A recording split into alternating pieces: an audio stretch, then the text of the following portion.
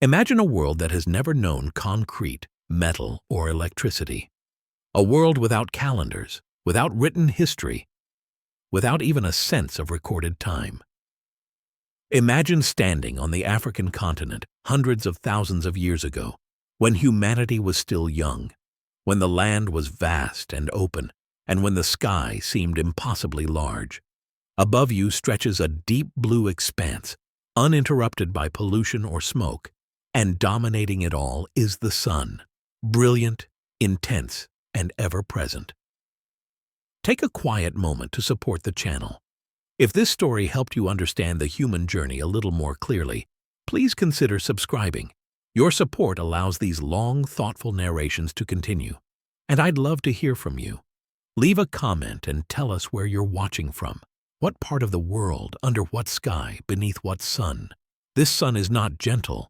It does not merely warm the skin or brighten the day. It rules the rhythm of life itself. It rises with certainty, burns with strength, and sets only to return again, endlessly, generation after generation. Under this sun, the first humans are born. They live beneath it, work beneath it, raise children beneath it, and eventually die beneath it. There is no escape from its reach, no walls to hide behind, no fabric engineered to block its rays. And these first humans all share a defining trait.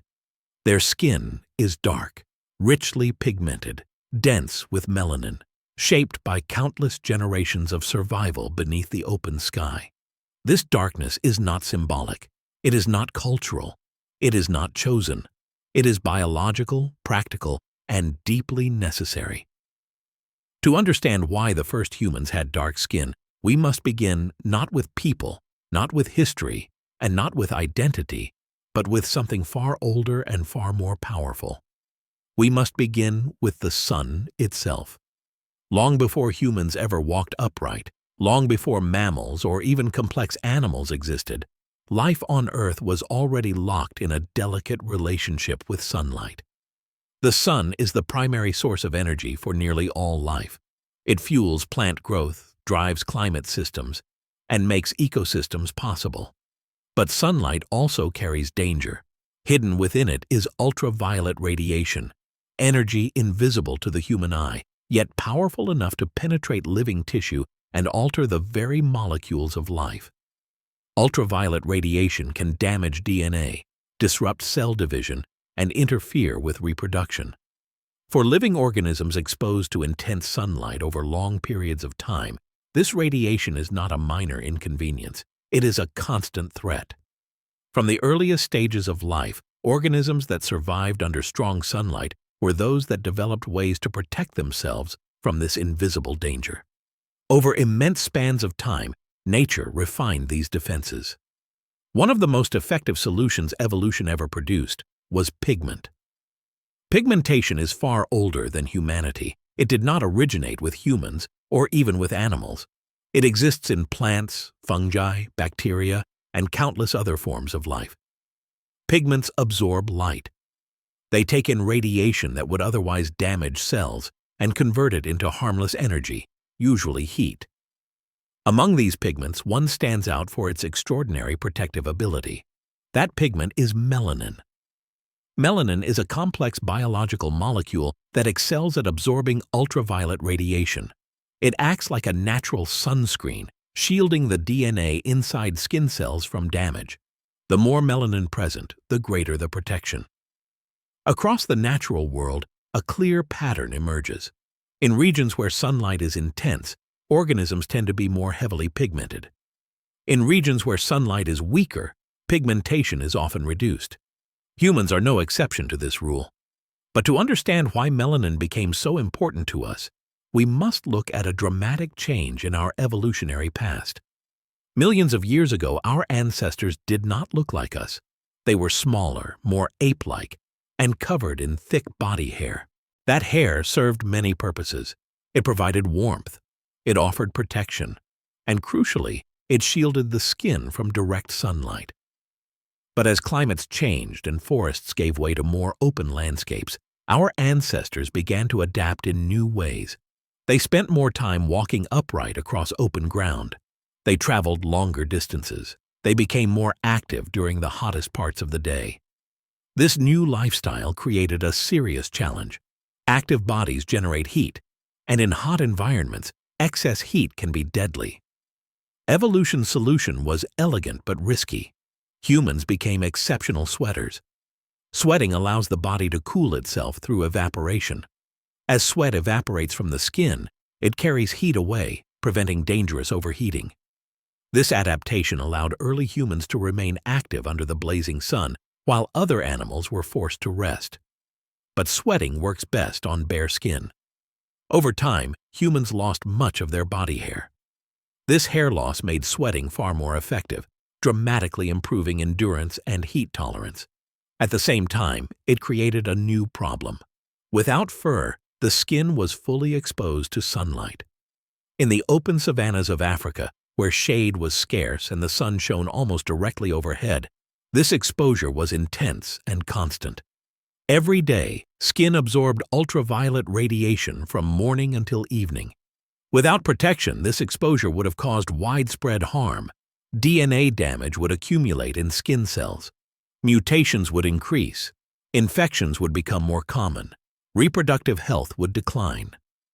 A species exposed to these conditions without defense would not survive for long. Natural selection intervened. Gradually, generation by generation, individuals whose skin produced slightly more melanin had an advantage. Their skin absorbed more ultraviolet radiation before it could damage underlying cells. Their DNA remained more stable. Their bodies functioned more reliably.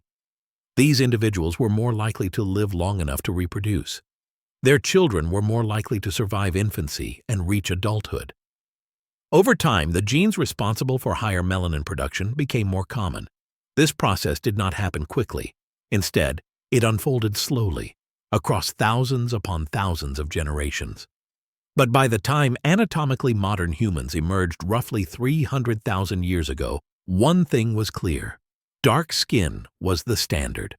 One of the most important reasons for this had nothing to do with visible sunburn or surface-level damage.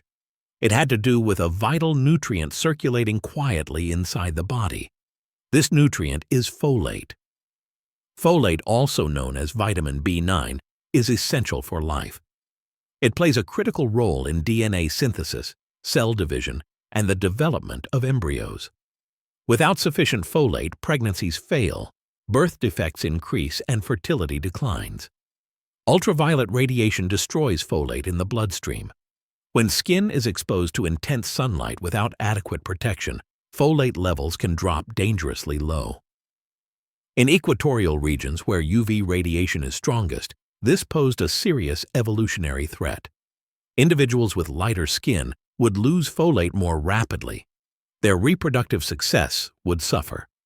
Dark skin, rich in melanin, acted as a protective barrier. It preserved folate levels and safeguarded the ability to produce healthy offspring. From an evolutionary perspective, this is decisive. Traits that protect reproduction are among the most strongly favored traits of all. It is important to pause here and set aside modern language.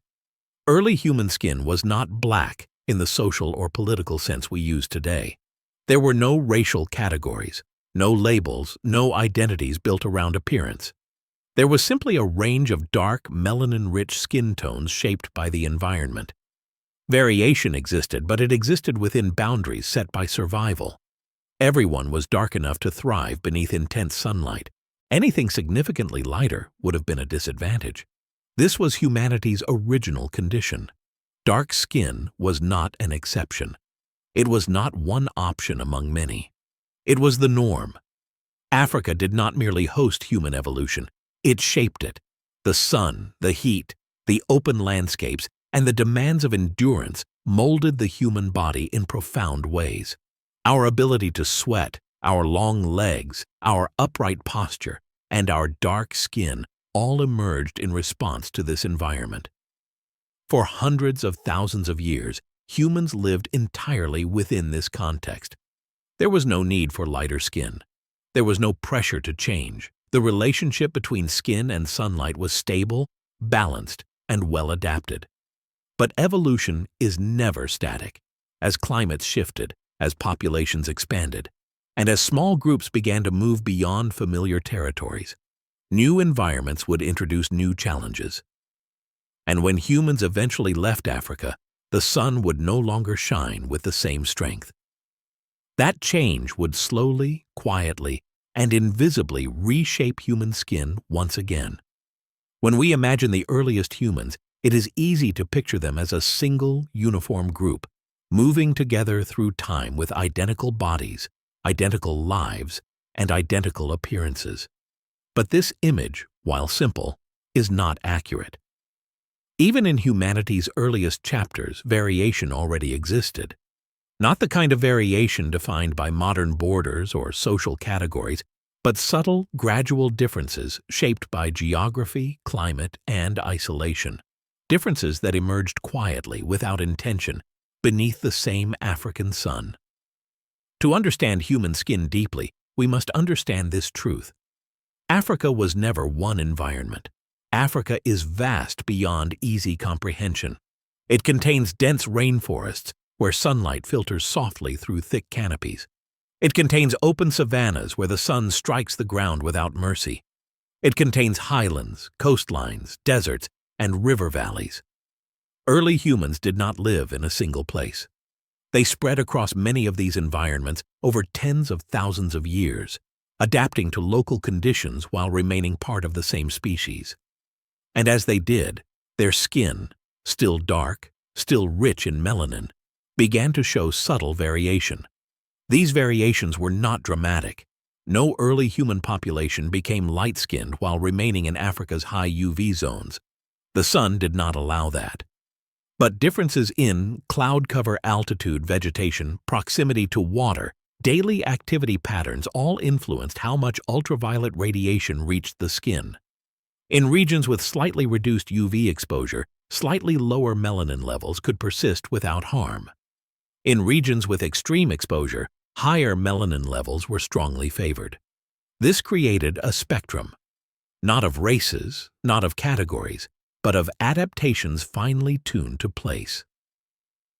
It is important to understand how evolution works here. Natural selection does not aim for perfection. It does not optimize for beauty or symmetry.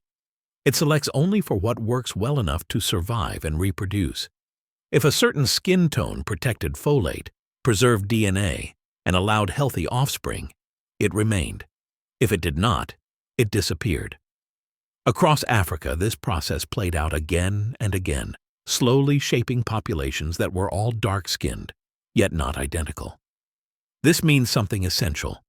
Human diversity did not begin outside Africa. It began within it. For far longer than humans have lived outside Africa, they lived only within it. Hundreds of thousands of years passed before any permanent migration occurred. During this immense span of time, African populations developed deep genetic diversity. In fact, modern genetic studies show that Africa contains more human genetic variation than the rest of the world combined. Skin color variation was just one small part of this broader diversity. Yet all of it existed within a framework defined by sunlight. Another factor shaping early skin variation was lifestyle. Some groups spent more time in open landscapes, walking long distances under direct sun.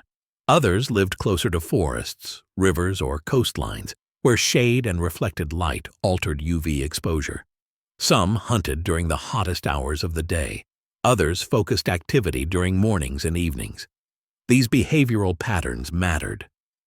Skin does not evolve in isolation from behavior. It responds to how bodies are actually used in real environments. Still, throughout all these differences, one rule held firm. In regions of strong, consistent UV radiation, dark skin was non-negotiable. At the same time, the biology of skin itself continued to refine. Melanin production became more efficient. Skin cells developed better ways to distribute pigment evenly. Repair mechanisms improved, correcting DNA damage when it occurred. Human skin was not static. It was an evolving system, constantly adjusting to the demands placed upon it. This refinement helped explain why humans could thrive in environments that were otherwise punishing. The sun did not merely allow human life in Africa, it shaped it into something resilient.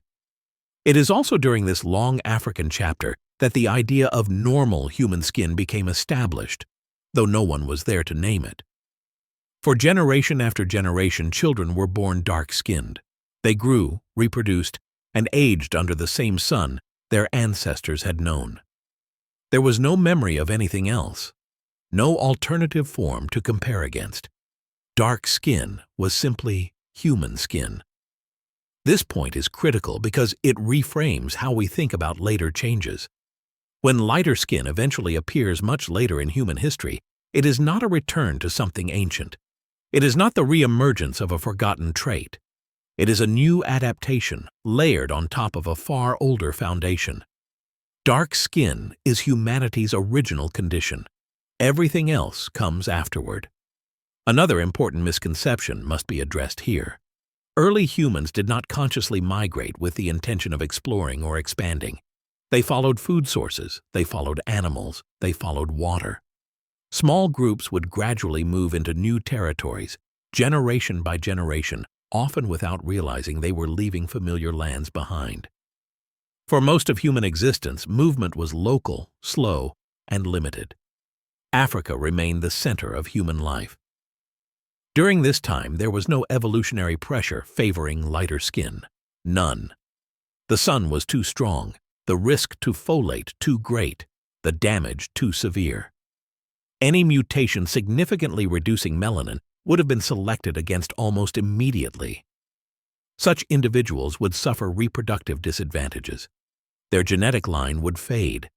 This is why, for so long, human skin remained consistently dark. And yet, evolution is patient.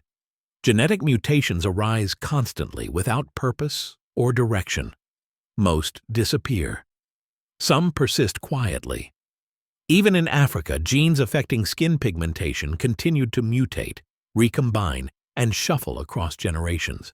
They simply could not express themselves dramatically. Not yet. The environment was not ready. Toward the later part of this long African chapter, subtle changes began to occur beyond the continent itself. Climate fluctuations opened and closed corridors of land. Rainfall patterns shifted, deserts expanded and retreated. These changes did not immediately alter human skin, but they set the stage for something unprecedented. For the first time, small groups of humans would begin to spend extended periods in regions where the sun behaved differently, where it sat lower in the sky, where winters were darker, where UV radiation weakened. At first, these excursions were temporary, but eventually some would become permanent. And when that happened, the relationship between skin and sunlight would change forever. Traits that were once essential would become burdens. Protections that once saved lives would limit survival. The same biology that had ensured success in Africa would face new constraints elsewhere. Evolution would respond, as it always does, slowly, quietly, without intention. But before that transformation can be understood, one final question must be explored. What exactly happens when dark skin meets a world with less sun? For most of human existence, the sun had been a constant companion. It rose high in the sky, day after day, season after season, casting strong light across the landscapes where humans lived and evolved. Its presence was so reliable that the human body shaped itself around it completely. But beyond Africa, the sun behaved differently. Its path across the sky was lower. Its warmth was weaker. Its light was less direct. And during parts of the year, it nearly vanished altogether. When the first small groups of humans began to move beyond the African continent, they did not know this in advance. They carried with them bodies perfectly adapted to intense sunlight, bodies built for heat, endurance, and protection from ultraviolet radiation. At first, these migrations were slow and tentative. Families followed familiar routes along coastlines and river valleys. They settled temporarily, then moved again, always staying close to environments that felt survivable. But gradually, almost imperceptibly, humans entered regions where the balance between skin and sun began to shift. Outside the tropics, ultraviolet radiation is weaker. The sun's rays strike the Earth at an angle, spreading their energy over a larger area. Cloud cover becomes more frequent. Seasons introduce long periods of reduced sunlight. For dark, melanin-rich skin, this change carried an unexpected consequence. Melanin is extremely effective at blocking ultraviolet radiation. That is why it protected early humans so well in Africa. But in environments where UV radiation is already limited, this same protection can become excessive. When too little UV light penetrates the skin, the body struggles to produce enough vitamin D. Vitamin D is not a vitamin in the ordinary sense. It functions more like a hormone. It regulates calcium absorption. It supports immune function. It plays a role in muscle strength, brain health, and reproduction. Without adequate vitamin D, bones weaken. In children, this leads to rickets, where bones grow soft and deformed. In adults, it causes chronic pain, fractures, and reduced mobility. But one of the most dangerous effects appears in reproduction. In women, long-term vitamin D deficiency can alter pelvic shape, narrowing the birth canal and making childbirth extremely dangerous. In populations without medical intervention, this directly reduces survival for both mothers and infants. From an evolutionary perspective, this is catastrophic. Any trait that interferes with successful reproduction becomes a powerful target for natural selection. At first, humans outside Africa relied on strategies other than biological change. They sought sunlight when it was available. They adjusted daily routines. They migrated seasonally. Diet also mattered. In some regions, access to vitamin D-rich foods like fatty fish helped offset reduced sun exposure. This is why certain northern populations could retain darker skin longer without immediate reproductive collapse. But these strategies had limits. As populations settled farther north and relied more heavily on agriculture, diets became less varied and lower in vitamin D. Sunlight grew even scarcer during long winters. Under these conditions, biology had to adapt. Random genetic mutations occur constantly in every population. Most have no effect. Some are harmful. A very small number provide advantages in specific environments. In low UV regions, mutations that slightly reduced melanin production suddenly became beneficial. Skin that allowed more ultraviolet radiation to penetrate could produce more vitamin D. Individuals with such skin were healthier, their bones were stronger, their reproductive outcomes improved. These individuals had more surviving children, and so, slowly, these mutations spread. It is important to understand that this process was gradual.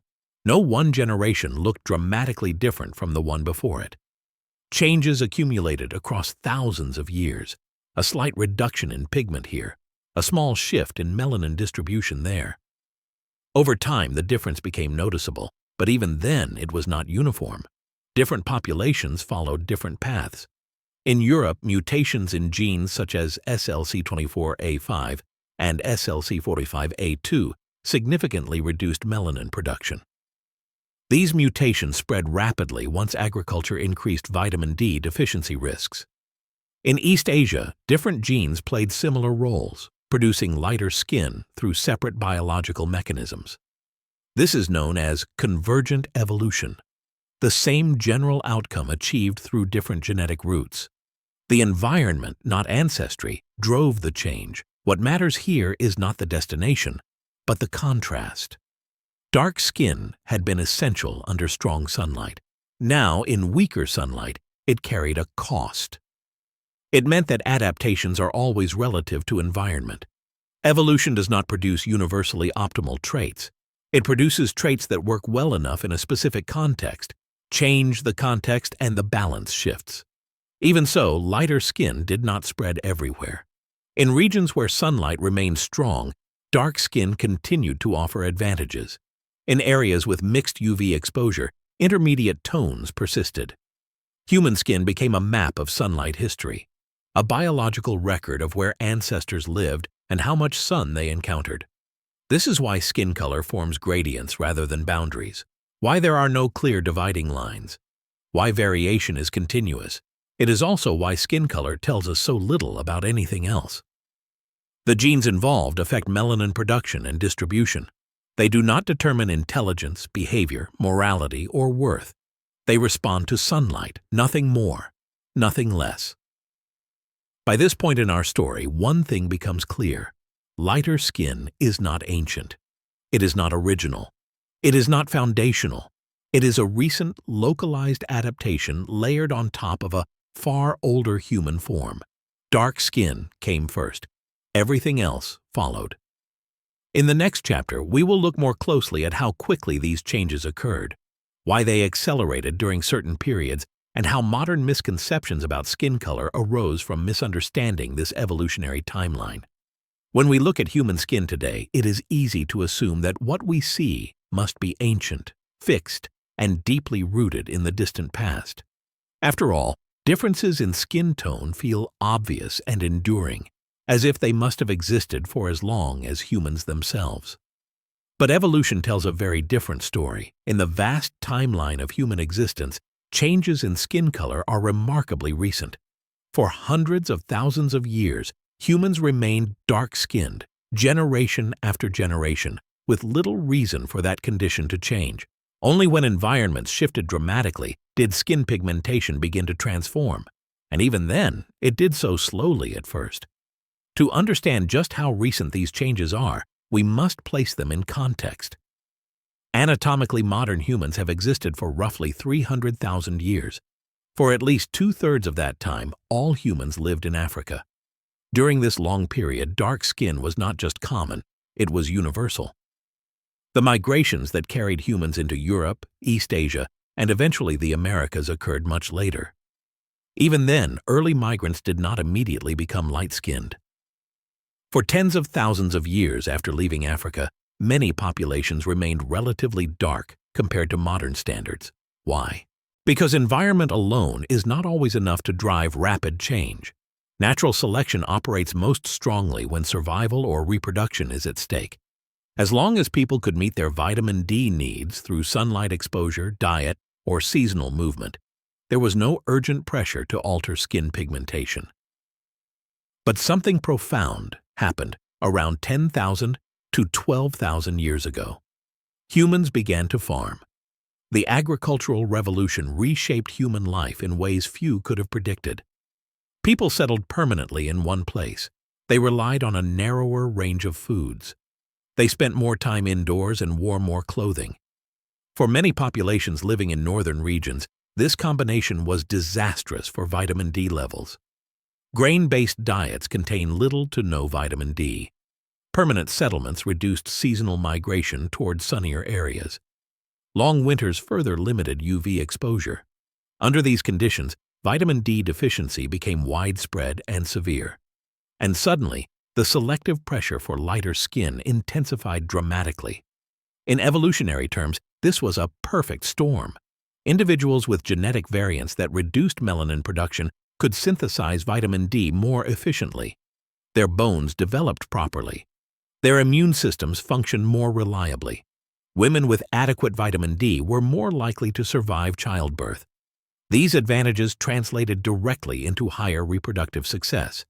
As a result, skin lightening mutations spread with unusual speed. In some regions, significant changes in average skin tone occurred within just a few thousand years, a blink of an eye in evolutionary time. This rapid change can be misleading. Because lighter skin became common relatively quickly in certain populations, it can feel ancient and foundational. But in reality, it sits on the surface of a much older human biology. The genes responsible for skin color make up a tiny fraction of the human genome. They do not define the structure of the brain, the shape of the skeleton, or the nature of human behavior. They simply adjust how much melanin the skin produces. This means something crucial. Skin color is one of the most superficial traits in human evolution. It is also one of the most misunderstood. Because skin color is visible, societies have often assigned it meanings it does not biologically possess. Over time, these meanings hardened into myths, ideas about inherent differences that science does not support. Evolutionary history shows us something far simpler and far more human. Skin color is a response to sunlight. It changes when environments change. It fades or deepens as conditions demand, nothing more. Seen from this perspective, modern human diversity becomes easier to understand. Why are Northern Europeans among the lightest-skinned people on Earth? Because they lived for thousands of years in environments with extremely low UV radiation and agricultural diets poor in vitamin D. Why do many populations near the equator remain dark-skinned today? Because the sun in those regions remains intense, and melanin still provides essential protection. Why do intermediate skin tones exist across so much of the world? Because human migration was gradual, complex, and rarely absolute. Skin color followed gradients, not borders. Perhaps the most important realization is this: no skin tone is permanent. No skin tone is original in a moral or hierarchical sense. Each reflects a temporary solution to a specific environmental problem. Dark skin was the solution for humanity's beginning. Lighter skin became a solution in certain places much later. Both are chapters in the same story. When we understand this, many modern misconceptions lose their power. There is no biological basis for dividing humanity into separate kinds based on skin color. There is no evolutionary hierarchy written in pigment. There is only adaptation. By the time humans began settling across many different regions of the world, biology was no longer acting alone. Another force had entered the evolutionary story, one that moved faster than genes and changed environments without altering the land itself. That force was culture. Culture does not replace biology. Instead, it reshapes the conditions under which biology operates. And when it comes to human skin, culture quietly but profoundly altered the balance between the body and the sun. For most of early human history, daily life unfolded outdoors. People slept beneath open skies or in shallow shelters. They traveled long distances on foot. They gathered food, hunted animals, and raised children in constant contact with sunlight. Under these conditions, skin pigmentation remained tightly linked to geography. But as human societies grew more complex, daily exposure to sunlight began to change. One of the earliest cultural shifts involved diet. Before agriculture, most humans consumed a wide variety of foods. Wild plants, roots, nuts, insects, meat, and fish all contributed to nutrition. In coastal and riverine regions, seafood, rich in vitamin D, played an especially important role. These diets helped buffer populations against fluctuations in sunlight. Even in regions with weaker UV radiation, access to vitamin D-rich foods could delay or reduce selective pressure for lighter skin. But agriculture changed this balance. Farming narrowed the human diet. Grains such as wheat, rice, and barley became staples. While these foods provided calories, they lacked many essential nutrients, including vitamin D. As farming spread into northern regions, populations increasingly relied on foods that did not compensate for reduced sunlight. Vitamin D deficiency became more common, more severe, and more persistent. Under these conditions, skin pigmentation suddenly mattered much more. Bodies that allowed more ultraviolet light to penetrate the skin could synthesize vitamin D more efficiently.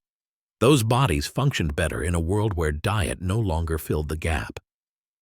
Another quiet but powerful change involved clothing. Early humans likely wore minimal coverings, especially in warm climates. But as people moved into colder regions, clothing became essential for survival. Animal hides, furs, and woven fabrics protected against cold, but they also blocked sunlight. Every layer of clothing reduced UV exposure. Every covered limb limited vitamin D synthesis. The more completely the body was covered, the more skin pigmentation mattered. In heavily clothed populations living far from the equator, dark skin increasingly became a disadvantage, not because it was harmful in itself, but because it blocked too much of the already limited sunlight. Shelter amplified this effect. Permanent homes replaced temporary camps. People spent more time indoors. Windows were small or non-existent. Firelight replaced sunlight during long evenings and winters. These changes were not designed with biology in mind. They were practical responses to environment and survival. But biology felt their impact all the same. What makes this moment in human history so important is that culture did not act uniformly. Different groups adopted agriculture at different times. Some remained hunter-gatherers for much longer. Some relied heavily on fishing. Others lived in environments where sunlight was still abundant. As a result, selective pressure on skin color varied widely. This is why skin tone evolution does not follow a simple map. It twists, branches, and overlaps, shaped by both environment and behavior. Culture also introduced feedback loops. As lighter skin became more common in some populations, cultural norms evolved around it. Preferences, symbols, and meanings that had nothing to do with survival. But these meanings came later. The biological changes themselves were driven by quiet, unremarkable differences in health and reproduction. People with slightly lighter skin in low UV environments had children who survived more often. Those children grew up and passed the trait on. Over time, averages shifted. No intention was involved. No awareness, just accumulation. It is important to emphasize that culture did not cause lighter skin directly. Culture created new conditions. Biology responded. This pattern appears again and again in human evolution. The body adapts not to ideas but to realities, to temperature, nutrition, disease, and sunlight. Skin color is one of the clearest examples of this interaction. Even today, the process continues. Modern lifestyles keep many people indoors for most of the day. Diet and supplementation now replace sunlight in some regions. Medical science alters survival patterns in ways evolution never anticipated. These changes have not erased skin color differences, but they have weakened their biological importance. What once determined survival now carries far less weight. As we move forward in this story, a deeper question emerges. If skin color is shaped by environment, diet, clothing, and behavior, if it can change rapidly under the right conditions, what does it really tell us about who we are?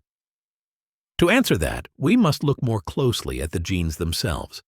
In the next part, we will explore how small genetic changes spread through populations, and why evolution often works through subtle shifts rather than dramatic transformations.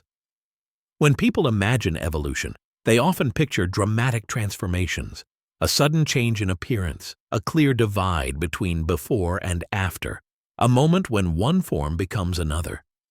But real evolution is far quieter than that. It moves in fractions, not leaps. It works through small differences that barely register within a single lifetime. And only when those differences accumulate across many generations do they become visible. Human skin color changed in exactly this way. Every human is born carrying tiny genetic variations. These variations arise from random mutations, small changes in DNA that occur naturally during reproduction. Most mutations do nothing at all.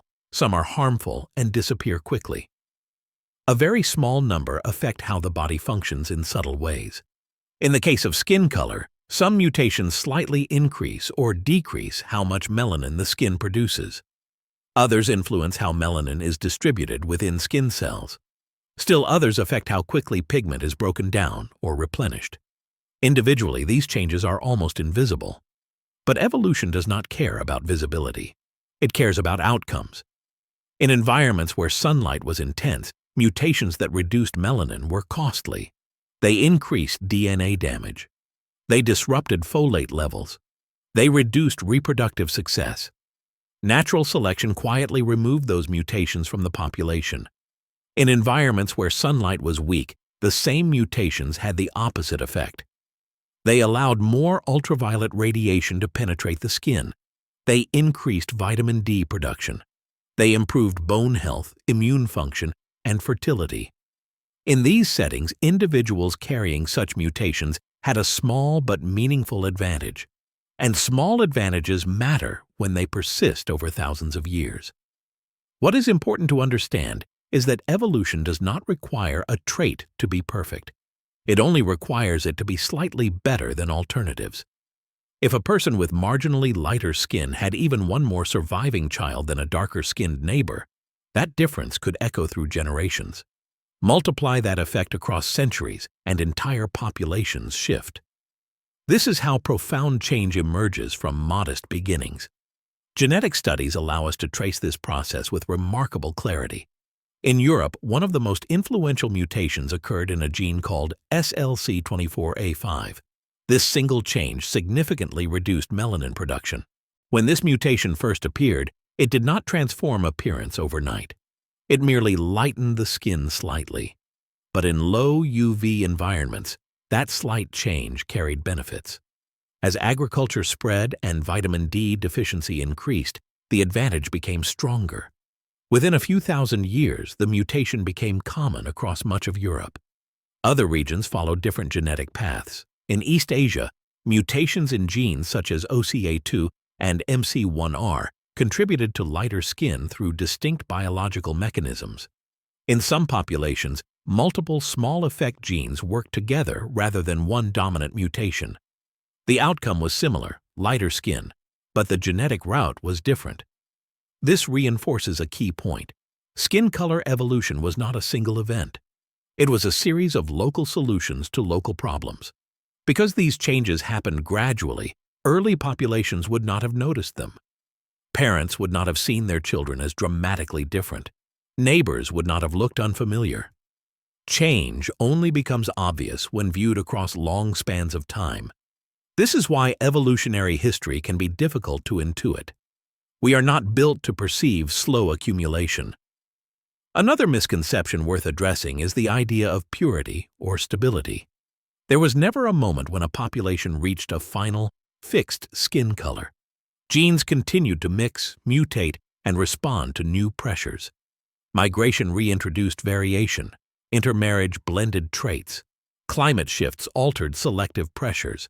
Skin color was always in motion. This understanding challenges modern assumptions.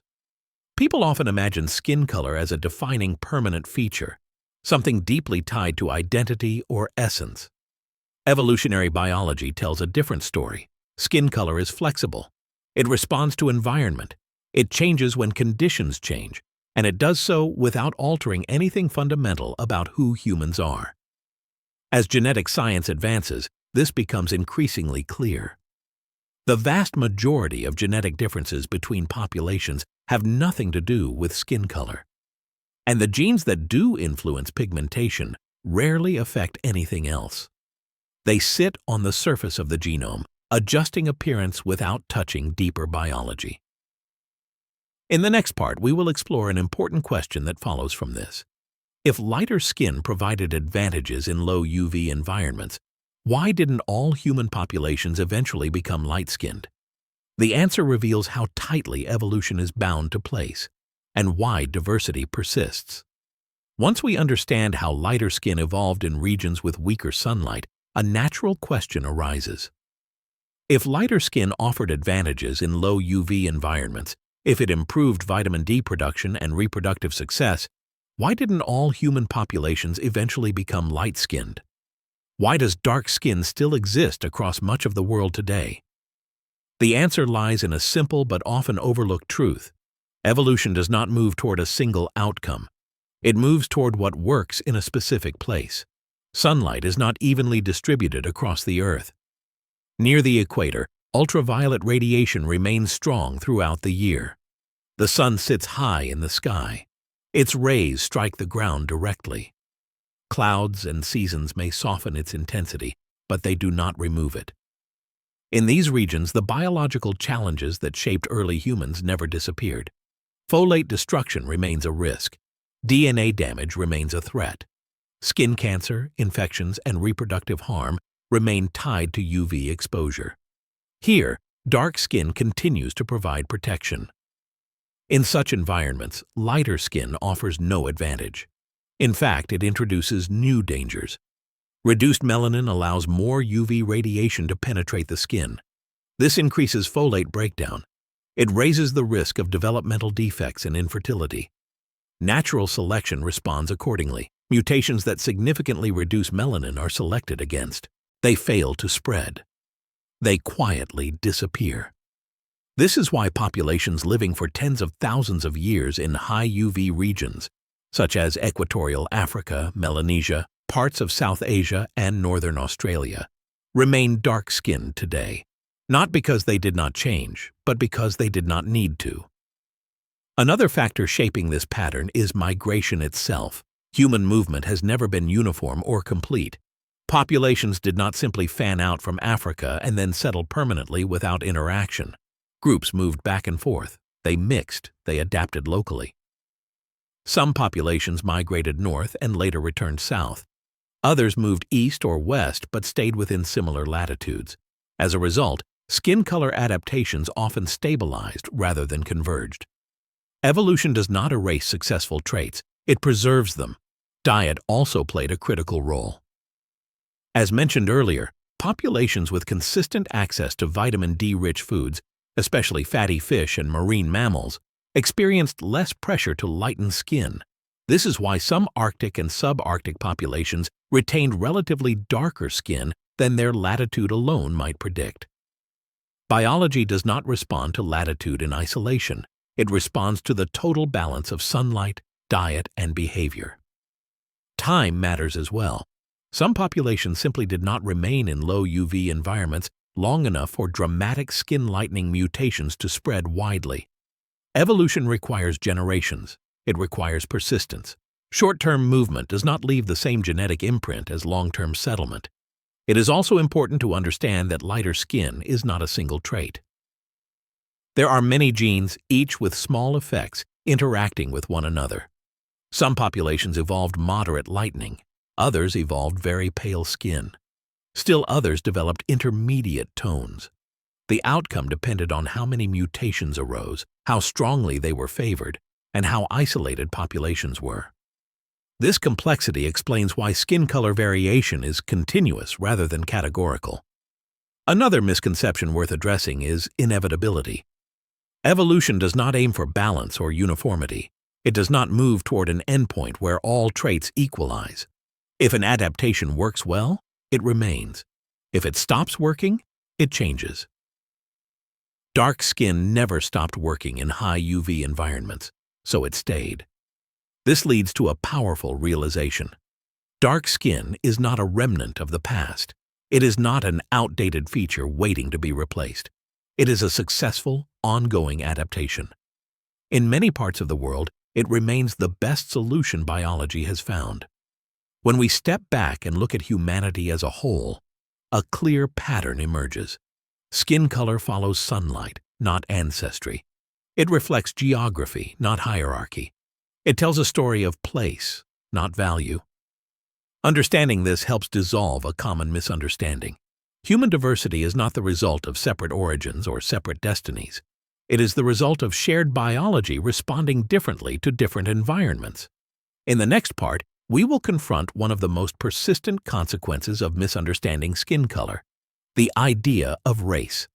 We will explore how a biological adaptation became a social fiction, and how that fiction obscured the true story written in our skin. At some point in human history, a simple biological adaptation began to carry a meaning it was never meant to hold. Skin color, once nothing more than a response to sunlight, slowly became entangled with stories, assumptions, and beliefs about human difference. Over time, these beliefs hardened into categories. Those categories became labels, and those labels came to be treated as if they reflected deep biological truths. They did not. To understand how this happened, we must separate what evolution did from what societies later imagined. From a biological perspective, the concept of race does not exist in the way it is commonly understood. Human populations do not divide into clear, natural groups based on skin color or appearance. There are no sharp boundaries where one type of human ends and another begins. Instead, traits change gradually across geography. Skin tone shifts with latitude. Facial features reflect climate and ancestry. Body proportions respond to temperature. This pattern is known as a cline, a gradual transition, not a division. Race, by contrast, demands lines where none exist. The idea of race emerged not from biology but from history. As humans began traveling long distances, encountering unfamiliar peoples, and building global trade networks, visible differences became easier to notice and easier to exaggerate.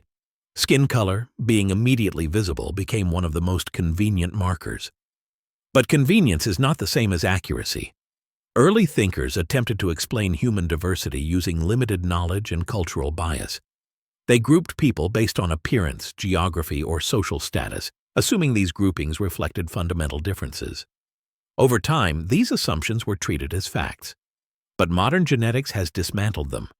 When scientists compare human DNA across populations, the results are striking: 9% of their genetic material. The remaining variation is distributed gradually, not clustered into racial blocks. Two people from the same so-called race can be more genetically different from each other than either is from someone classified as a different race. Skin color accounts for only a tiny fraction of this variation. It is not a marker of deep ancestry. It is not a marker of ability. It is not a marker of worth. It is a surface trait shaped by sunlight. This misunderstanding had consequences. Once skin color was linked to imagined biological differences, it was used to justify unequal treatment. Hierarchy was built where none existed. Power was rationalized through pigment. But these ideas were never rooted in evolutionary reality. Evolution does not assign value. It does not rank adaptations. It does not create hierarchies of people. It creates solutions to environmental challenges. Dark skin was one such solution, so was lighter skin.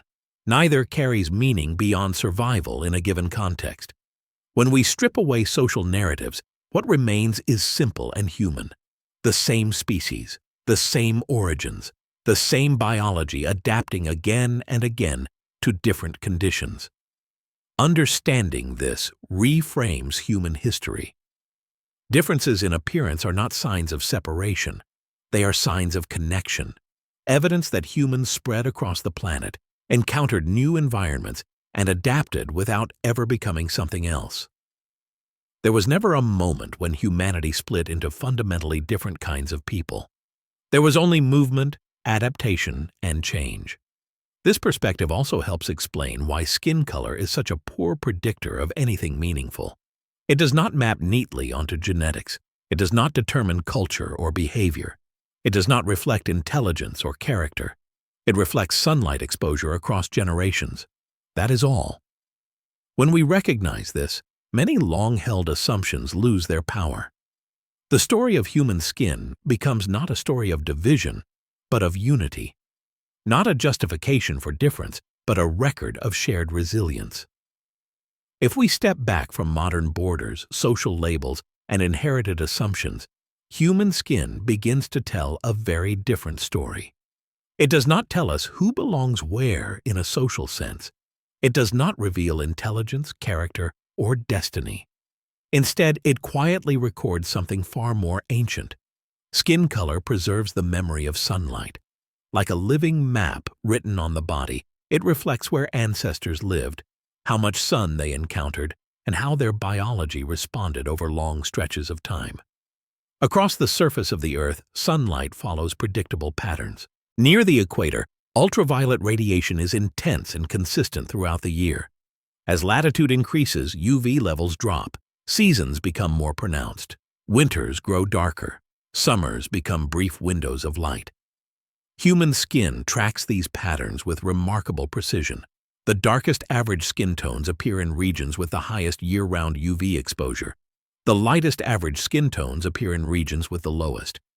Between these extremes lies a continuous gradient, a smooth transition that mirrors geography more closely than any cultural boundary ever could. This pattern is not perfect, and it does not need to be. Migration, diet, clothing, and intermarriage all introduce variation, but the underlying signal remains clear. Where sunlight is strong, melanin is favored. Where sunlight is weak, melanin is reduced.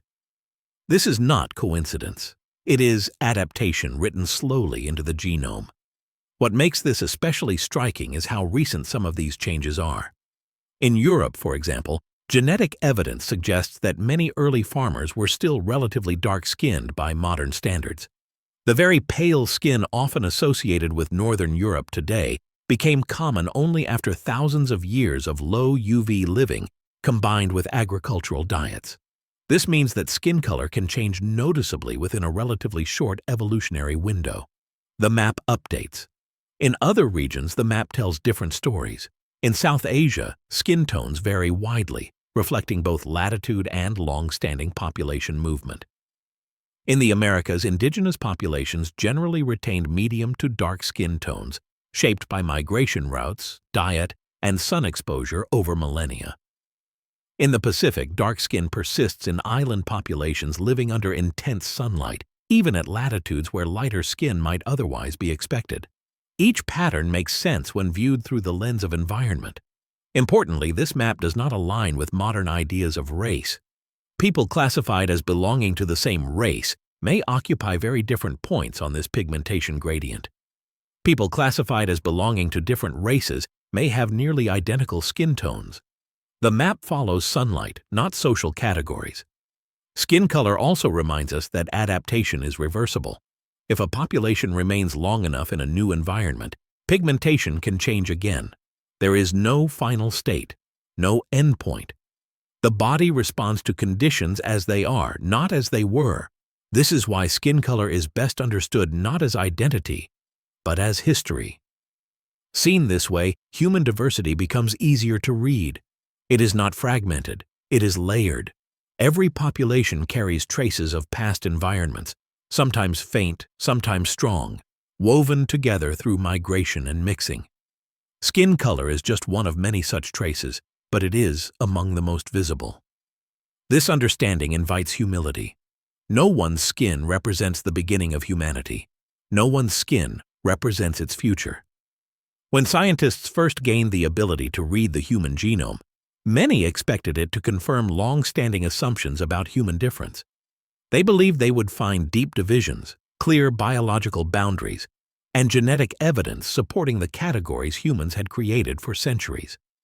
What they found instead was something far more surprising. They found sameness. Modern genetic research shows that all humans alive today descend from the same relatively small population that lived in Africa tens of thousands of years ago. This shared origin is written clearly into our DNA, repeated across every chromosome in every population on Earth. No matter where a person lives today, their genetic story leads back to the same place: Africa. When genomes from different populations are compared, the similarities are overwhelming.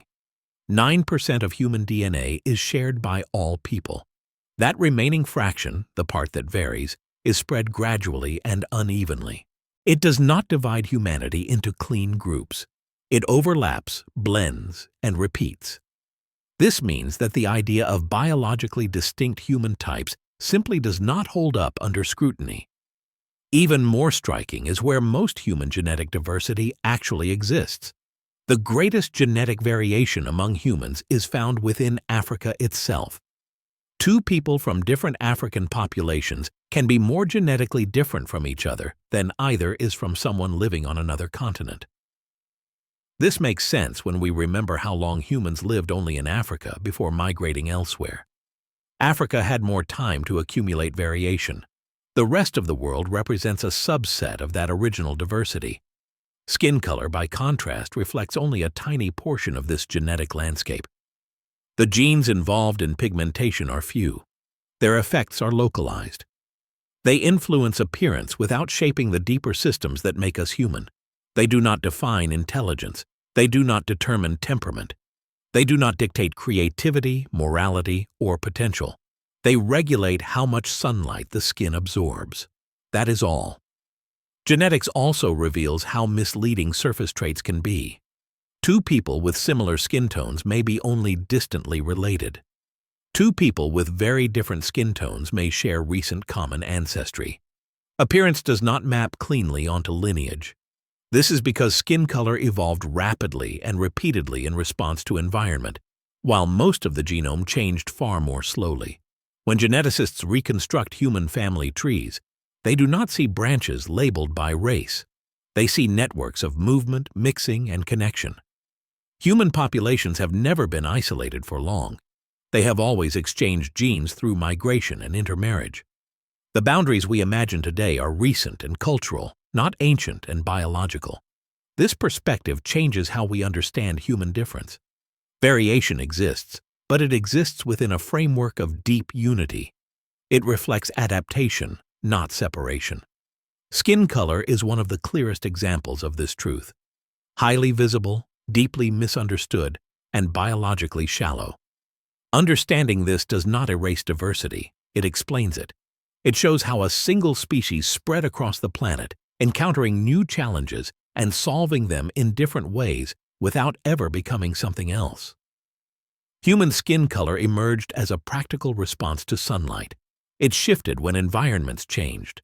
It followed geography, diet, and behavior rather than destiny or design. And yet, despite how simple this explanation is, skin color has carried an extraordinary weight in human history. To understand why, we must look not at evolution alone, but at memory, at how stories are told, repeated, and misunderstood across generations. Humans are meaning-making creatures. We do not experience the world only as it is. We layer it with symbols, narratives, and interpretations. We search for patterns, even where none were intended. Skin color, because it is visible and permanent, became an easy canvas for these meanings. What began as adaptation was reimagined as essence. Over time, societies assigned skin color roles it was never meant to play. It became associated with origin, belonging, and difference. It was used to draw lines between groups, to simplify complex histories into easy categories.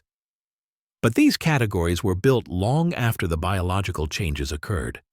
They were cultural inventions layered on top of ancient adaptations.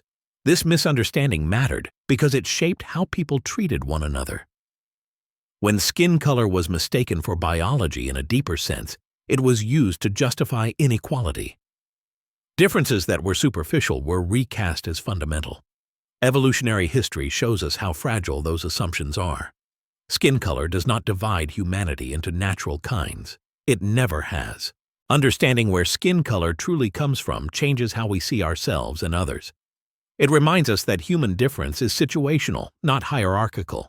That adaptation does not imply superiority. That survival leaves marks, but not rankings. Dark skin was essential at the beginning of our story. Lighter skin became useful later in specific places. Both are chapters written by environment. This history also reframes identity. If skin color is a record of sunlight rather than a measure of worth, then it loses its power to define who someone is or what they can become. What remains is shared humanity, a species shaped by movement, curiosity, and resilience. Perhaps the most important lesson is humility. Every human body is temporary evidence of a much longer process. None of us represent the origin. None of us represent the endpoint. We are all intermediates, living moments in an ongoing evolutionary conversation between biology and environment. When we understand this, the story of human skin becomes quieter and deeper. It is no longer about division. It is about connection. It is not about difference for its own sake. It is about adaptation, survival, and continuity. The human body does not forget easily. Long after environments change, traces of past conditions remain written into biology, not as conscious memory, but as form, function, and tendency.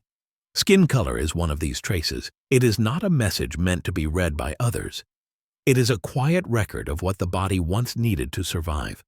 When humans lived under intense equatorial sunlight, dark skin protected DNA, preserved folate, and supported reproduction. When some humans moved into regions with weaker sunlight, lighter skin gradually allowed enough ultraviolet radiation to enter the body to maintain health. In both cases, the body was responding to the same force. The sun did not change its nature. Only its intensity changed with latitude and season. The body adjusted accordingly. This is how evolution works most of the time. Not by inventing new systems, but by tuning existing ones. Melanin did not appear suddenly when humans entered Africa. It already existed in life long before humans evolved. Human evolution simply adjusted its use. Seen this way, skin color becomes less about identity and more about history. It tells us where ancestors lived long enough for biology to respond. It tells us how stable those environments were. It tells us how much sunlight shaped daily life. It does not tell us who someone is today. Modern humans often live far from the environments that shape their skin. Technology shields us from sunlight. Diet replaces biology. Medicine compensates for mismatches between body and place. This is why skin color today often feels disconnected from environment. But the history remains. Understanding this helps us see the body not as a fixed object, but as a living archive. Every trait has a reason. Every feature has a past. Skin color is simply one of the most visible examples of this truth. The modern world has created something evolution never prepared for. For most of human history, bodies and environments were aligned. Skin color matched sunlight, diet matched biology. Daily life reinforced adaptation. Today, that alignment is often broken.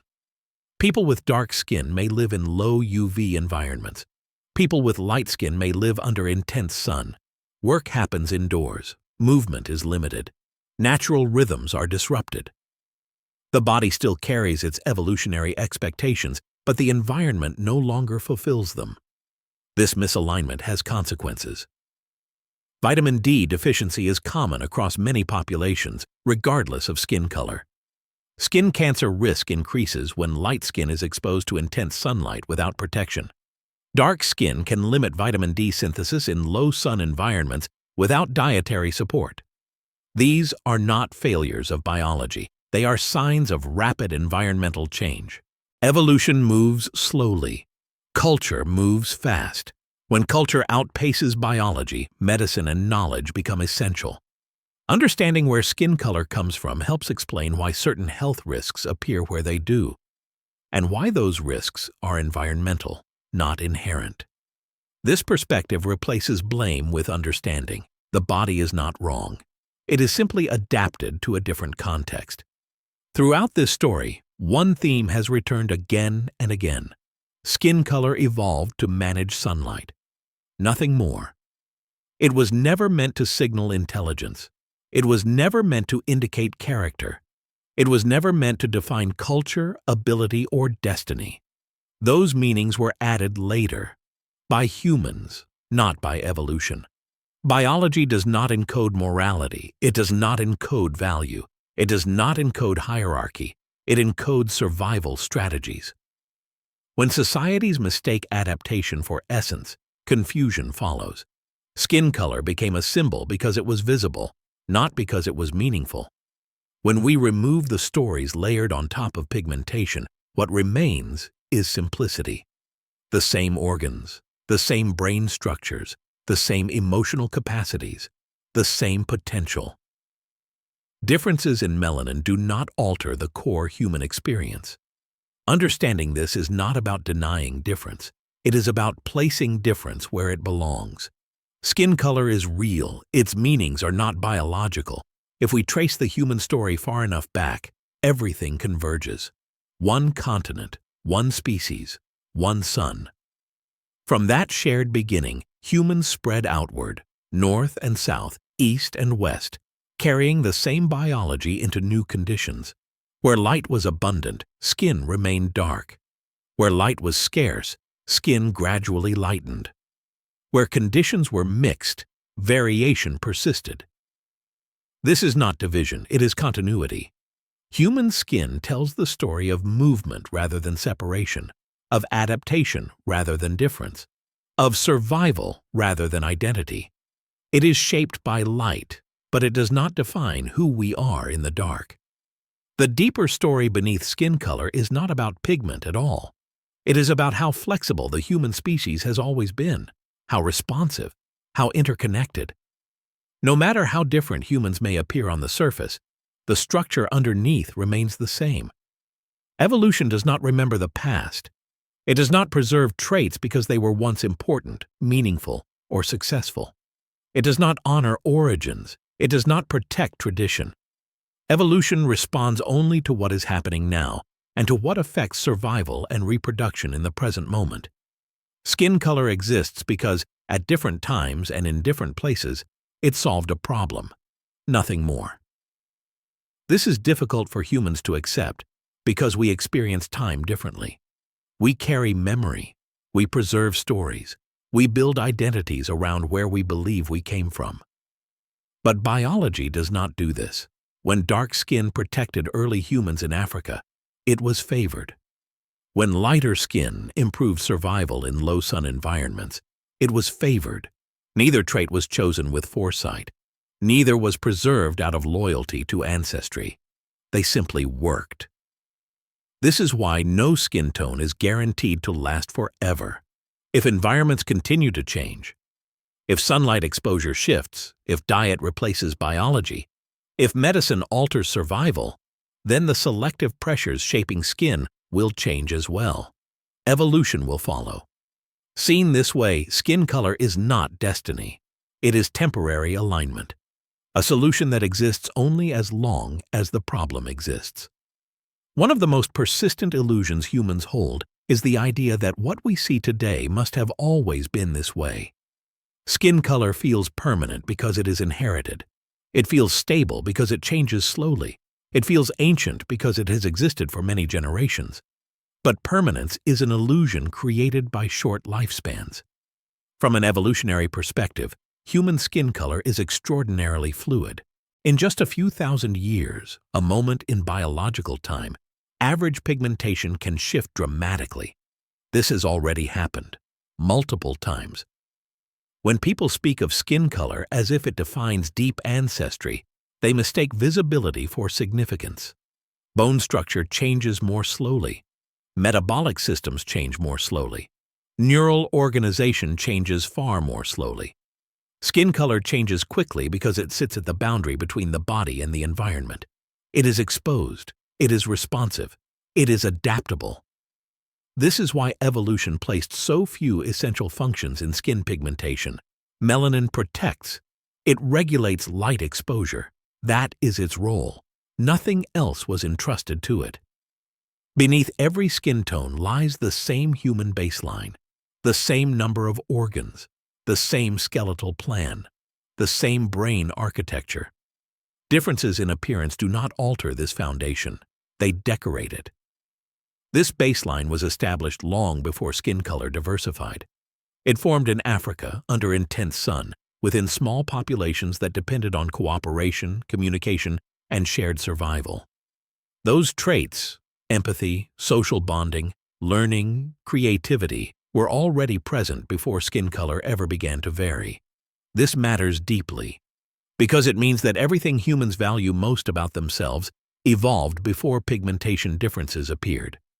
Language came first, culture came first, tool-making came first, symbolic thought came first.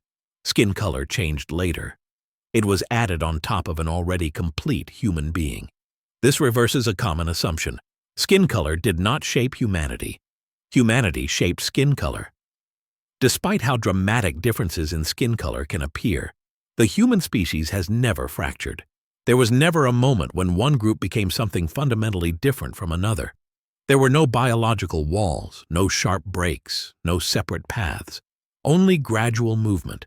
Populations drifted. They adapted locally. They mixed again. Traits flowed back and forth, carried by migration, partnership, and shared survival. Skin color followed this flow. It never stood apart from it. This continuity is visible in genetics, in anatomy, and in behavior. Every human population can interbreed. Every human population can share culture. Every human population can understand emotion, fear, joy, and hope. These are not learned traits. They are inherited. Skin color never disrupted this continuity. Only human interpretation did. There is a quiet boundary that runs through the human story. On one side of it lies biology, the slow, unconscious process by which bodies change in response to the world. On the other side lies meaning, the stories humans tell about those changes. Skin color sits directly on that boundary. Biologically, skin color is simple. It is chemistry responding to light. It is melanin rising or falling based on need. It is protection or permeability, nothing more. But meaning transformed it. Humans began to treat pigmentation as explanation rather than outcome, as cause rather than consequence. In doing so, they shifted attention away from environment and toward identity. This shift matters because biology does not operate in terms of identity. The body does not know what a group is. It does not recognize labels. It does not respond to names. It responds only to conditions. Sunlight, temperature, nutrition, disease. Skin color reflects these pressures, not the stories built around them. When meaning overtakes biology, confusion follows. Traits that evolved for survival become symbols. Symbols become assumptions. Assumptions become beliefs. But beliefs do not change DNA. Understanding where biology ends and meaning begins allows us to see skin color clearly again, as adaptation, not definition.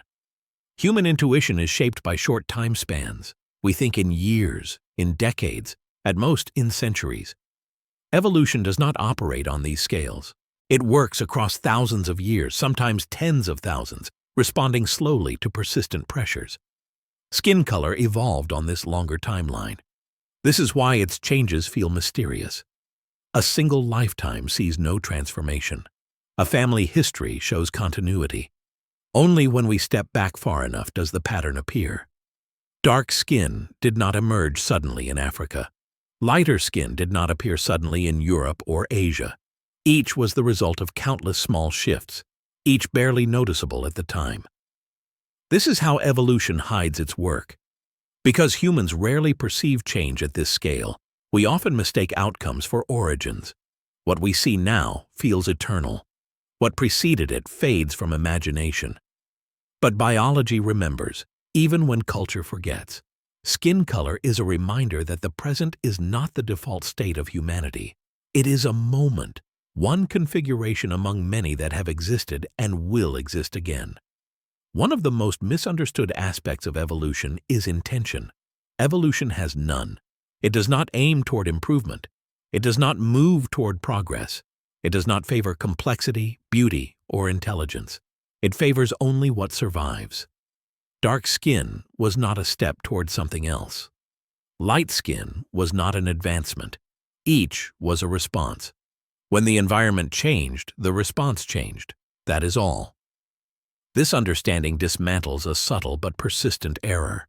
The idea that human traits form a ladder, with some populations closer to the top than others. Evolution does not build ladders. It builds branching paths, each shaped by local conditions. Skin color is one of those branches. No branch is higher, no branch is lower. Each exists because it worked where it arose. Across all the changes described so far, across migrations, climates, diets, and sunlight, something fundamental never changed. The human core. No matter where humans traveled, they carried the same needs: connection, belonging, care for offspring, fear of loss, hope for safety. These traits did not vary with skin color. They did not shift with latitude. They were already present before pigmentation diversified. This is why humans everywhere recognize one another as human. Expressions of joy are understood across cultures. Pain is recognizable on every face. Laughter, grief, curiosity, and love transcend appearance. These are not learned signals. They are inherited ones. Skin color changed. The human experience did not. Before there were names for continents, before there were borders, before there were stories about who belonged where, there was only land, sky, and light. The sun rose each morning without preference. It did not recognize tribes, languages, or faces. It shone where it could reach, and it weakened where the earth tilted away from it. And long before humans understood this pattern, their bodies were already responding to it. To truly understand why the first humans had dark skin, we must let go of the way modern life compresses time. 30 years feels long to us. 100 years feels historical. 1,000 years feels ancient. But evolution does not notice such spans. Evolution works on timescales so vast that entire civilizations rise and fall without leaving a mark on the body.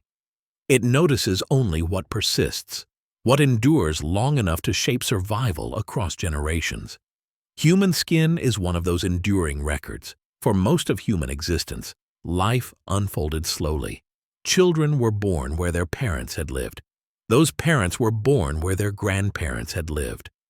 Movement was measured in walking days, not continents. This slowness mattered. Because when bodies remain in one environment for long enough, biology begins to respond.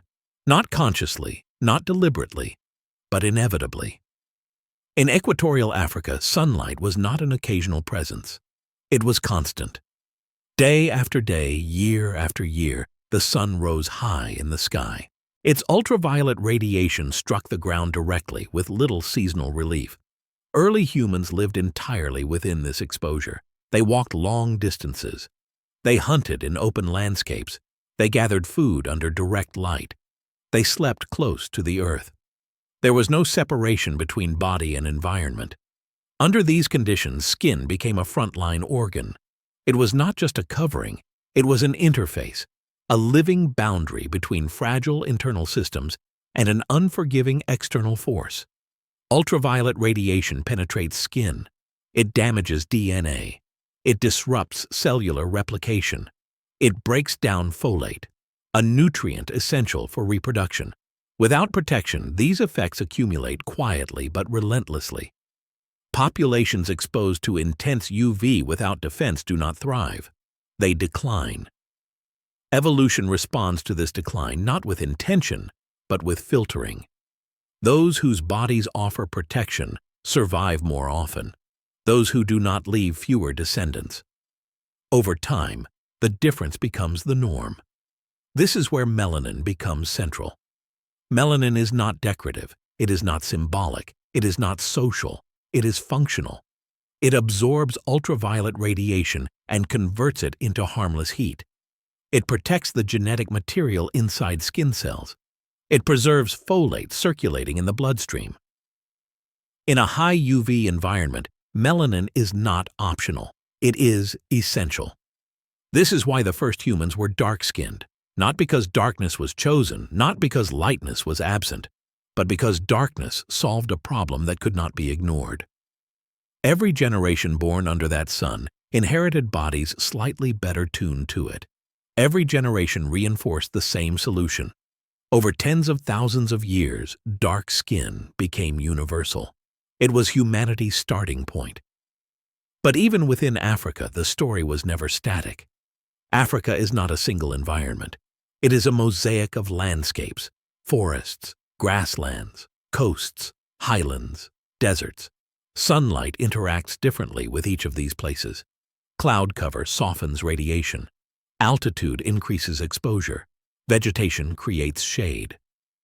As humans spread across these varied regions, their skin adapted subtly, within limits. Variation existed, but always within the boundaries imposed by intense UV. No population could afford to lose melanin entirely. The sun would not allow it. For a very long time, this balance held.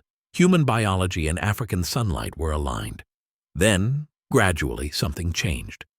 Climate shifts altered rainfall patterns.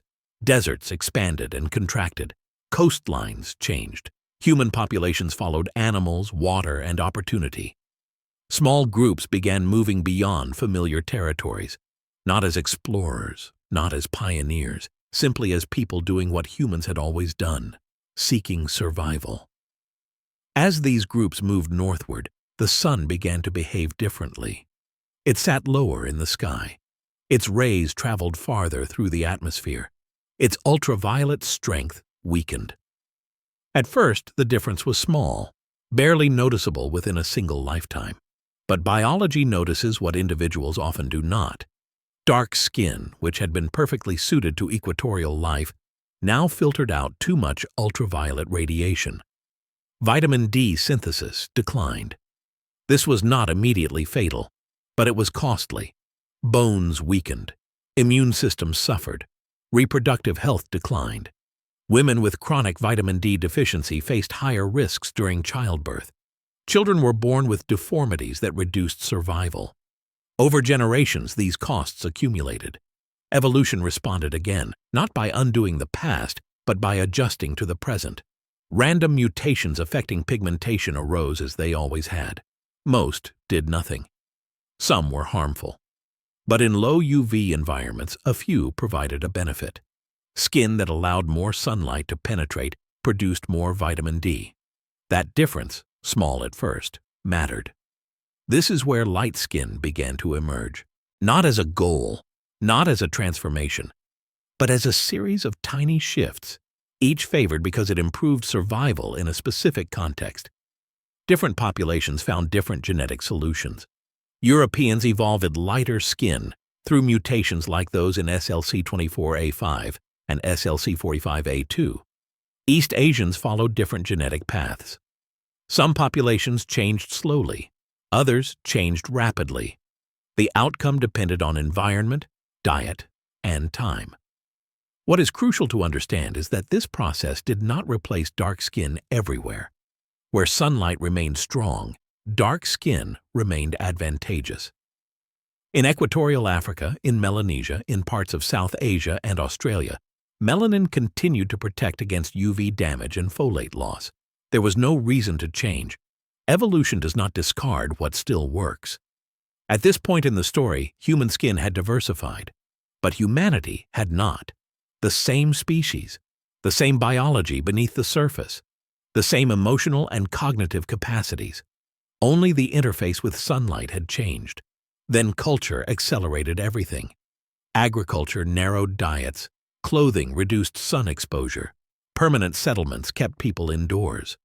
In northern regions, these changes intensified vitamin D deficiency. Selective pressure for lighter skin increased sharply. Skin color shifted faster than ever before. What had once taken tens of thousands of years now took thousands, still slow by human standards, but rapid in evolutionary terms. Because these changes happened relatively recently, they are often misunderstood. Light skin can feel ancient, dark skin can feel permanent. But both are moments in motion. Neither represents an endpoint. Modern genetics makes this clear. The genes that influence skin color make up a tiny fraction of the human genome. They do not shape intelligence. They do not determine behavior. They do not define capacity. They regulate melanin. That is all. And yet, humans attached meaning to this visible difference. Skin color became a symbol. Symbols became categories. Categories became hierarchies. None of this came from biology. It came from interpretation. Evolution never created races. It created adaptations. Skin color is one of the clearest examples of how easily adaptation can be mistaken for essence. When we mistake the surface for the whole, misunderstanding follows. If we strip away those meanings, what remains is a remarkably simple story. One species, one origin, one sun, human bodies adjusting again and again to where they lived. Even today, this process has not stopped. Modern life has broken the old alignment between skin and environment. People live far from the latitudes that shape their pigmentation. Technology shields us from sunlight. Diet and medicine compensate for mismatches. Evolution has been paused, redirected, or overridden, but the biology remains. The history is still written on the skin. To understand human skin deeply, we must stop thinking of it as a trait and begin thinking of it as a conversation that began hundreds of thousands of years ago. A conversation carried out not with words but with molecules, cells, and survival. A conversation between the human body and the most powerful environmental force it ever faced. The sun. For early humans, the sun was not scenery. It was not background. It was not something noticed only in moments of beauty or discomfort. It was constant. It determined when activity was possible. It shaped where food could be found. It governed heat, dehydration, danger, and safety. And because early humans lived entirely outdoors, their bodies were in continuous dialogue with it. Human skin sits at the boundary of this dialogue. It is the body's largest organ. It is alive, reactive, and constantly renewing itself. It is designed to sense, to protect, and to adapt. From the very beginning of our species, skin had to do more than cover muscle and bone. It had to negotiate with light. Ultraviolet radiation is a paradoxical force. In small amounts, it enables the synthesis of vitamin D, a compound essential for bone strength, immune function, and reproductive health. In large amounts, it damages DNA, degrades folate, accelerates aging, and increases the risk of cellular malfunction. Too little UV is dangerous. Too much UV is dangerous. Survival lies in balance. In equatorial Africa, that balance tilted heavily toward excess. The sun was intense, direct, and unrelenting. Early humans did not encounter it for minutes at a time, but for hours every day across entire lifetimes. Under these conditions, the greatest danger was not deficiency. It was damage. DNA damage is silent. It does not announce itself immediately. It accumulates slowly, disrupting cell division, increasing mutation rates, and interfering with reproduction. Folate destruction is even quieter. When folate levels drop, embryos fail to develop properly. Pregnancies end without explanation. Birth defects increase. From an evolutionary perspective, these outcomes are devastating. A population that cannot reproduce consistently will not persist. Melanin emerged as the body's answer, not as a shield placed on top of skin, but as a pigment woven into it. Melanin absorbs ultraviolet radiation before it can penetrate deeper layers. It disperses that energy safely. It preserves genetic integrity. In a high UV world, melanin is not an advantage. It is a requirement. This is why dark skin is humanity's starting point. It was not a special adaptation added later. It was the default condition under which our species could exist at all. Without it, Homo sapiens would not have survived long enough to migrate, innovate, or remember. But the conversation between skin and sun did not stop there. As humans began to move, slowly and unevenly, into regions with different light regimes, the nature of the conversation changed. The sun became less intense. Its rays traveled farther through the atmosphere. Seasons interrupted its presence. What had once been too much became, gradually, too little. Dark skin, which had filtered out harmful excess, now filtered out something the body needed. Vitamin D synthesis declined. This did not kill immediately, but it weakened populations subtly, persistently, and cumulatively. Bones softened. Immune defenses weakened. Childbirth became more dangerous. Again, evolution responded. It is critical to understand that evolution does not reverse itself. It appeared because the environment had changed. The same biological logic applied. Balance had to be restored. Random mutations affecting pigmentation arose, as mutations always do. In Africa, they offered no benefit and disappeared. Outside Africa, under weaker sunlight, some of them mattered. Skin that allowed more UV penetration produced more vitamin D. Individuals with such skin survived slightly better. Their children inherited the trait. This is how change begins. Quietly. Over thousands of years, these small differences accumulated. Skin tones shifted gradually, not uniformly, not everywhere.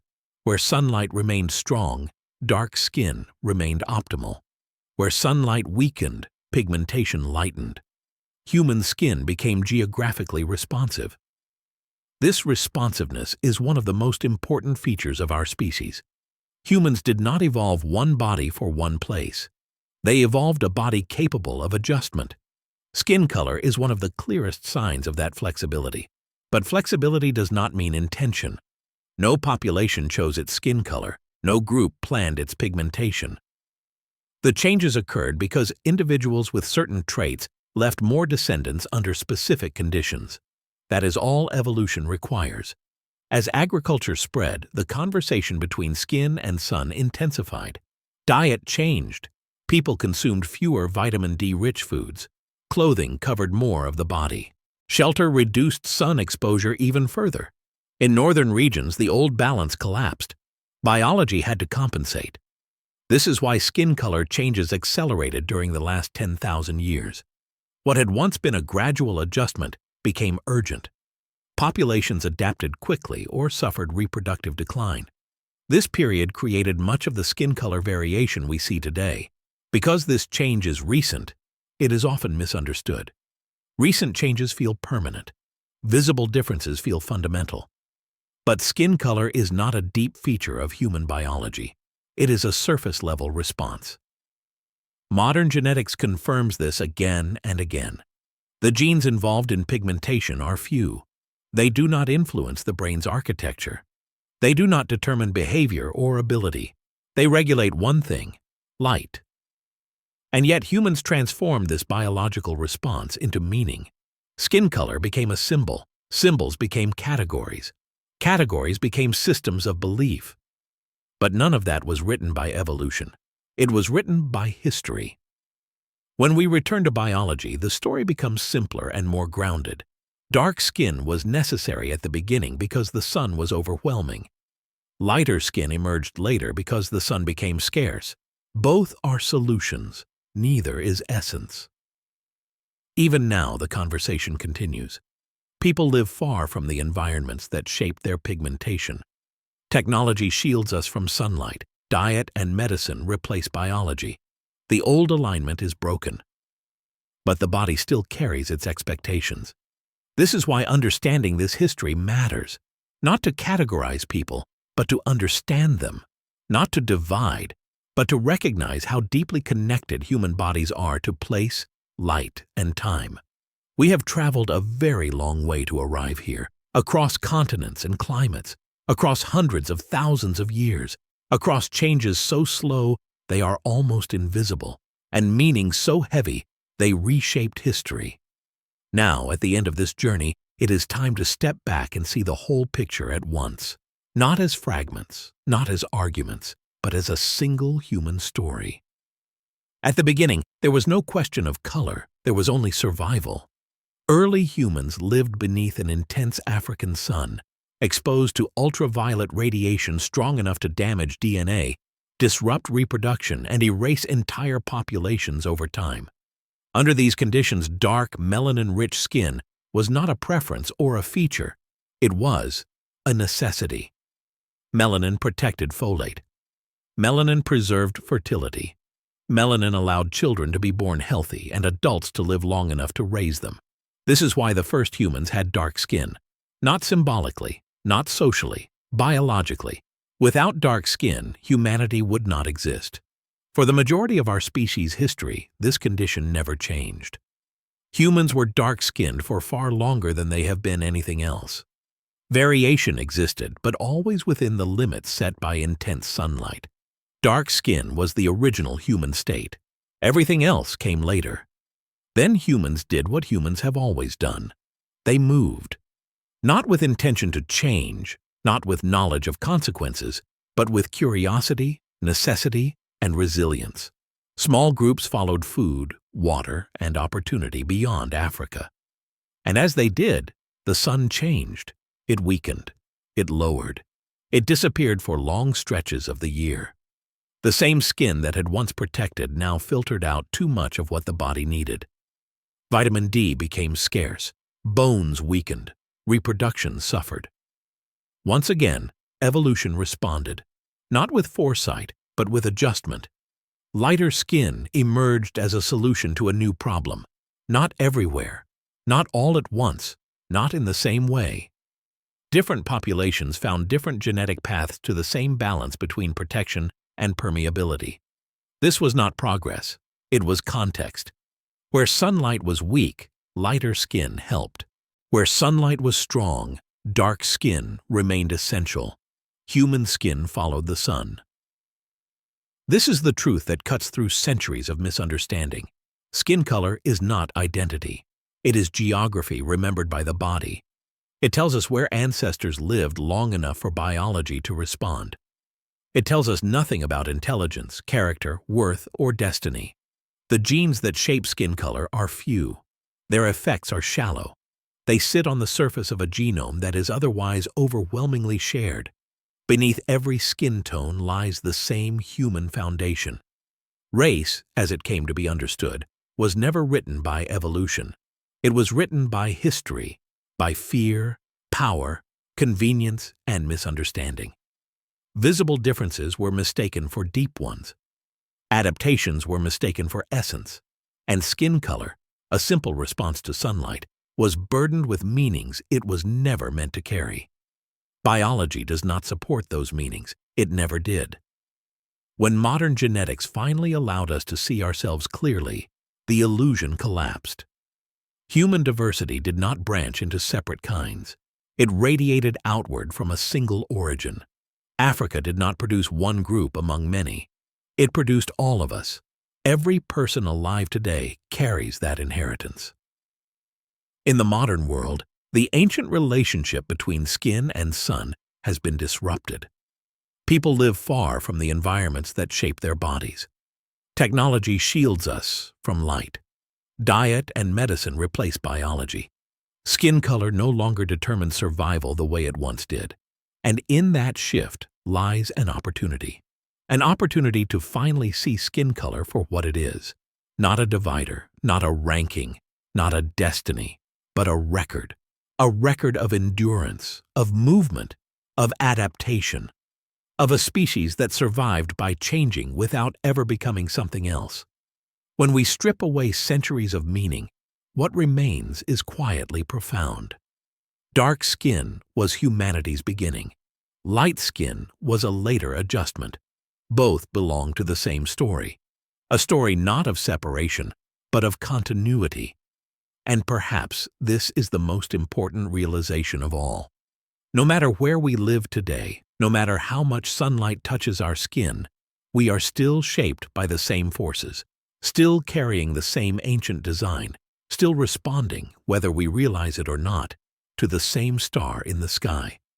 The sun shaped us. The earth guided us.